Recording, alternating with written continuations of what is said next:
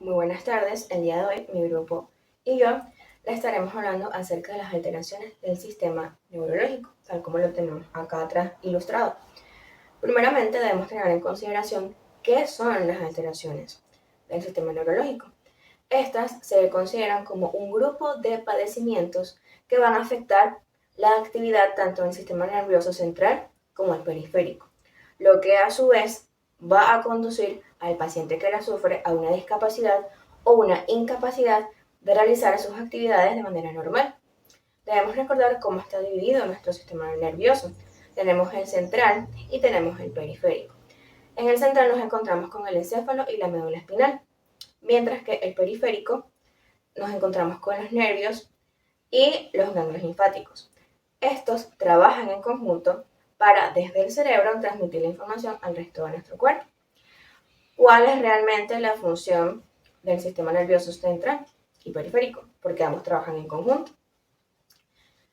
Lo que hacen es controlar y regular todo lo que ocurre en nuestros órganos y en nuestros sistemas, para así producir una respuesta motora o sensitiva.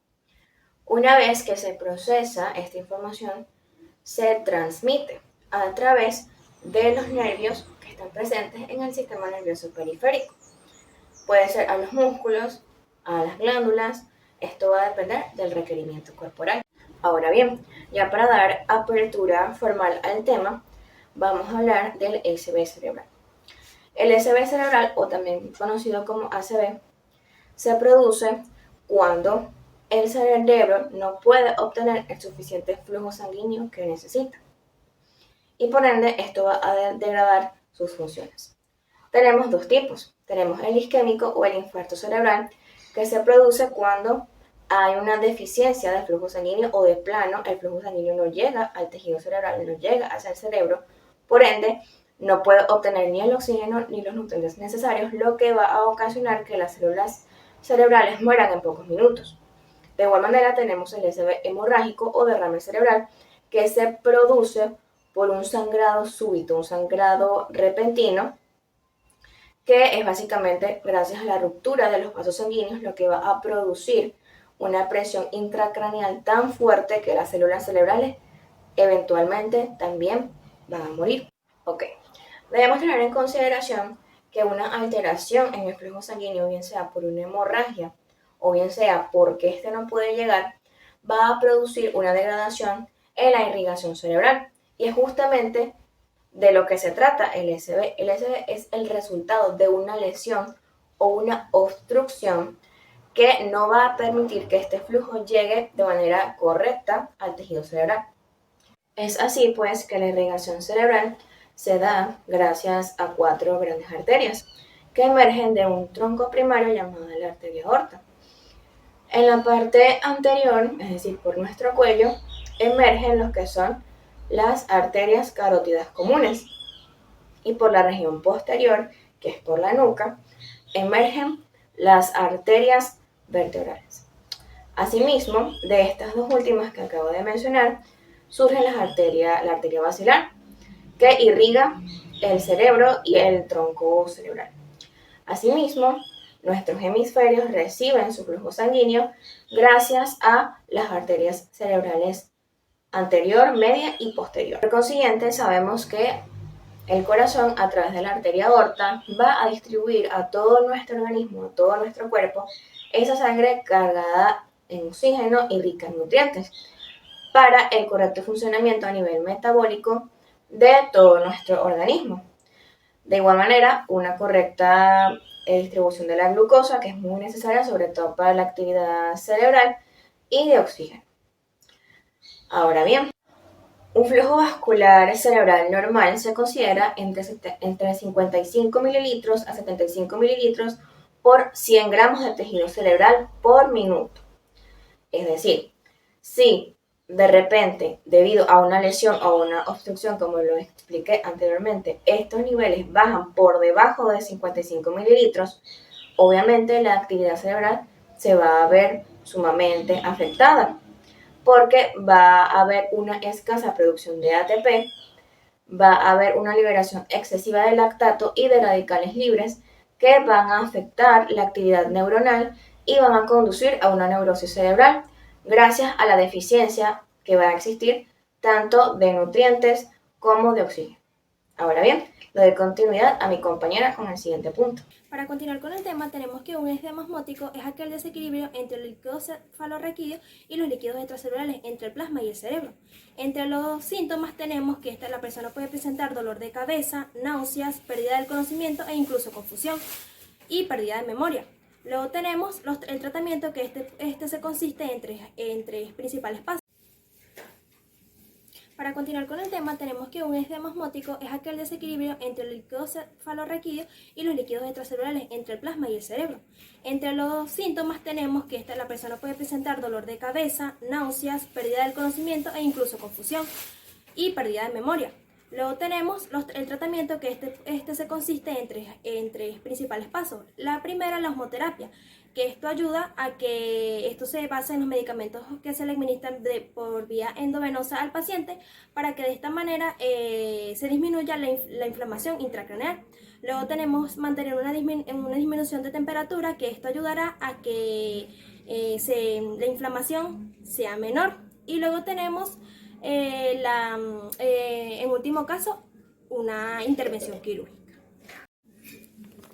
Ok, continuando con el tema, la hemiplegia es un trastorno que ocurre en la mitad del cuerpo del paciente. Esto puede ser debido a un accidente cerebrovascular o también por el nacimiento. Existen 4 tipos de hemiplegia, que es la hemiplegia cerebral, que es cuando ocurre en el cerebro; la hemiplegia espinal, que ocurre en la médula espinal; la hemiplegia facial, que ocurre en la mitad o en todo el rostro; y la hemiplegia espásmica. Esto ocurre con leves espasmos en el cuerpo del paciente.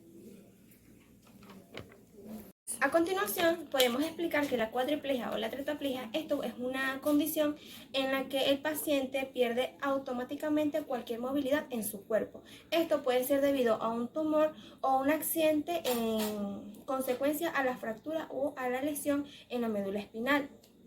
Esto se clasifica en varios grados, que podría ser una lesión medular tipo A, que es en la que el paciente no tiene ningún movimiento ni motor ni cognitivo. En el grado tipo B, en el que el paciente tiene leve movilidad, pero al mismo tiempo no funciona. En el tipo C, en el que el paciente sí tiene leves movimientos y puede moverse, pero la rigidez y los movimientos en sus músculos son muy débiles.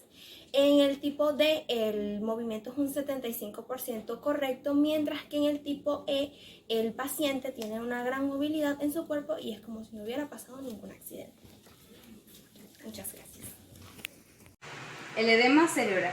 Este se presenta cuando hay una acumulación de líquido en los tejidos cerebrales, lo que genera una inflamación.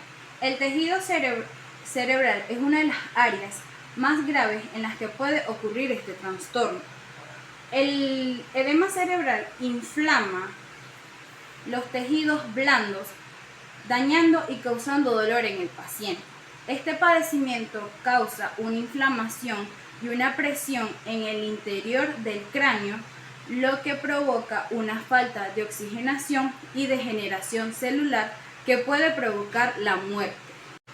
Existen 3 tipos de edemas cerebrales. Está el citotóxico, que este ocurre cuando se acumula el líquido de las células generando una inflamación. Mayormente es provocado por el mal funcionamiento de las bombas sodio-potasio y en los canales de entrada y de salida del líquido de las células. Luego tenemos el vasogénico. Este es uno de los más comunes de edema cerebral y ocurre cuando hay un aumento de la penetrabilidad del sistema neurológico debido a la ruptura de la barrera hematoencefálica. Y luego está el encefálico o el intersticial, que este ocurre cuando hay una obstrucción en las vías por las que transita el líquido cefalorraquídeo, lo que provoca un aumento de líquido en los ventrículos cerebrales. Causas. El edema cerebral puede ser causado por accidentes cerebrovasculares, tumores, infecciones por virus o bacterias, que puede ser una encefalitis o una meningitis, hiponatremia, hipoxia y tumores.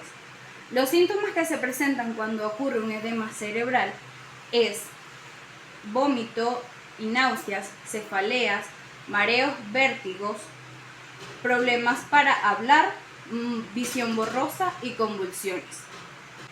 Las pruebas que se realizan para detectar un edema cerebral son los análisis de sangre. Este nos permite saber cuál es la causa. La tomografía axial computarizada. En esta podemos tener una imagen con mayor claridad que nos permita dar un diagnóstico certero. Y la resonancia magnética es donde tenemos una información precisa para saber qué tipo de edema cerebral está presentando nuestro paciente.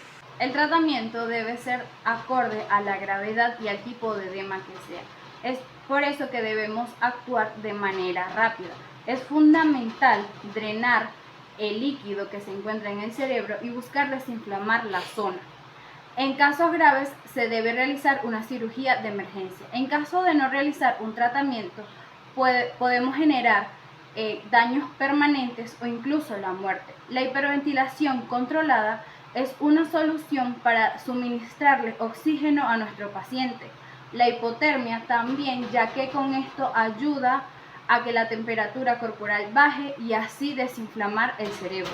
La osmoterapia también, ya que nos ayuda a drenar el agua que se encuentra en los líquidos del tejido cerebral, y también se debe realizar una administración de diuréticos. Buenas tardes, mi nombre es Carla Sal y para continuar con el tema tenemos las pruebas diagnósticas de un SB o también conocidos como ACV. Entre las pruebas diagnósticas de estas tenemos una exploración neurológica seguida de una tomografía axial computada, como también una resonancia magnética nuclear y realización de una punción lumbar en el caso de una hemorragia cerebral. En el tratamiento de estas tenemos cateterismo endovenoso para un acceso venoso, seguido de una alimentación mediante sonda nasogástrica y fisioterapia y rehabilitación, como también sondaje urinario. Seguidamente tenemos el edema cerebral. Entre el tratamiento médico para un edema cerebral tenemos la osmoterapia. Estos son medicamentos que se administran vía endovenosa para ayudar a reducir la presión intracraneal. También tenemos la reducción de la temperatura corporal, hiperventilación controlada y intervención quirúrgica. Y por último tenemos la cuadriplegia. Entre las pruebas diagnósticas de estas tenemos las radiografías, tenemos tomografía axial computadas y resonancias magnéticas.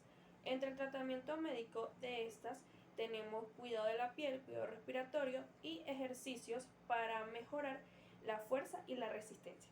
Gracias. Mi nombre es María Robles. Siguiendo con el tema, un SB hemorrágico es un tipo de accidente cerebrovascular donde se rompe un vaso sanguíneo dentro o alrededor del encéfalo, provocando así una hemorragia en el cerebro. Esta puede ser causada por un aneurismo hemorrágico, una malformación arteriovenosa o incluso la ruptura de la pared arterial. Sus signos y síntomas son adormecimiento repentino, entumecimiento, pérdida de la capacidad de comunicación oral, problemas para hablar, mareos, confusión, etc. Su diagnóstico se realiza a través de una tomografía computarizada y una resonancia magnética. Hay dos tipos de SB. Tenemos el SB transitorio y SB isquémico. Dentro del SB isquémico ocurre cuando un vaso sanguíneo que irriga sangre al cerebro resulta bloqueado por un coágulo de sangre, reduciendo así el flujo sanguíneo y el oxígeno que va hacia el cerebro. Y en el SB transitorio ocurre cuando se detiene por un periodo breve el flujo sanguíneo hacia el cerebro. Sus signos y síntomas son similares a un SB real, solamente que estos signos y síntomas suelen durar alrededor de 24 horas, pero en la mayoría de los casos dura de 1 a 2 horas. Este puede ser un signo de que en un periodo corto se puede presentar un SB real. Finalmente, tenemos que el ACV hemorrágico y el isquémico. El hemorrágico ocurre cuando un vaso sanguíneo se rompe y sangra dentro del cerebro, causando presión y daño en el tejido cerebral. Ahora bien, El isquémico se produce cuando un vaso sanguíneo se obstruye, impidiendo el flujo sanguíneo dentro del cerebro, provocando la falta de oxígeno en la región del cerebro, lo que lleva a la lesión de las células cerebrales. Tenemos la hemiplegia y la cuadriplegia. La hemiplegia se refiere a la parálisis de una sola parte del cuerpo, ya sea del lado derecho o del lado izquierdo, y suele estar asociada con lesiones previas a una ACV no tratada. En cambio, la cuadriplegia involucra la parálisis de 4 miembros del cuerpo. Puede deberse a lesiones a medida de la médula espinal como resultado de un traumatismo cerebral o una ACV. Entonces afecta zonas específicas. En el edema cerebral tenemos la acumulación de líquido en el cerebro, lo que lleva a un aumento de la presión intracraneal y puede causar daño adicional a las células cerebrales. Entonces, en todo esto podemos observar que hay una complicación después de un ACV, en donde puede también ocurrir un edema cerebral o para evitar una hernia cerebral o un ACV isquémico extenso. En la rehabilitación de todos estos tenemos que la hemiplegia y la cuadriplegia se trata a través de rehabilitaciones físicas para lograr entre terapias devolver el movimiento a los pacientes. En el edema cerebral se necesita el monitoreo de cerca y tratando para prevenir complicaciones a futuro, como una herniacización cerebral, como anteriormente había comentado. Estas alteraciones resaltan la complejidad de las alteraciones neurológicas asociadas a un ACV. Muchas gracias.